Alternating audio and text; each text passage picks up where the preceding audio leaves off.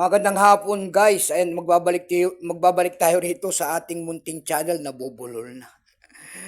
Para mapag-usapan ulit ang coins na isasalang natin kung magkano na ang kanyang bintahan sa ating mga online selling. Isa naman tayong kolektor guys, magandang hapon po sa ating lahat. At likain kasi natin mangulikta ng mga barya.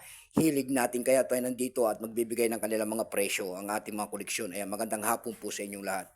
Ang pag-usapan natin guys ay pera po ng Tunisia. Ayan. World coins, Tunisia, ayan.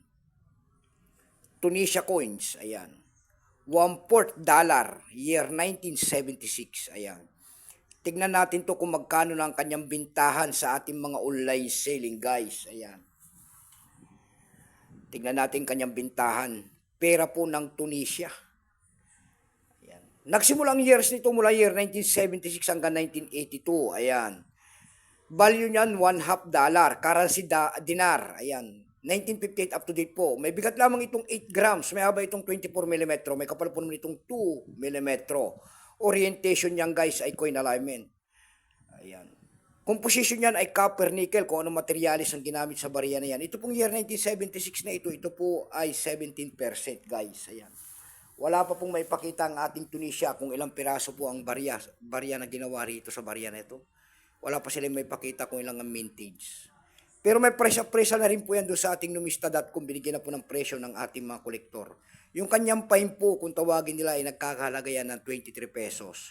Yung kanyang verify naman ay 23, extra fine ay 39. Almost uncirculated kung tawagin nila ay 64. Ayan. Doon ako tayo sa kanyang price guys. Ayan. Doon sa ating eb.com, tingin-tingin tayo kasi ng presyo ng mga ganito. Ayan, sa eb.com. Sa eb.com guys, meron tayo nakita nagbebenta nito ng $11.95. Nasundan po yan ng $4.87. Meron naman, meron naman tayo nakita doon na $4.95. Ayan, yung pinakamababa po na bintahan doon ay $2 na. Ayan lamang po ang aking may babahagi po. Kung mabot kayo po sa dulo ng aking video, ayan, baglalambing lang po sana. Ayan, baka pwede naman pakipindot ang ating subscribe button, like and share para ma-update ko naman kayo sa mga bago ko pang ilalabas na video guys about coins. Ayan.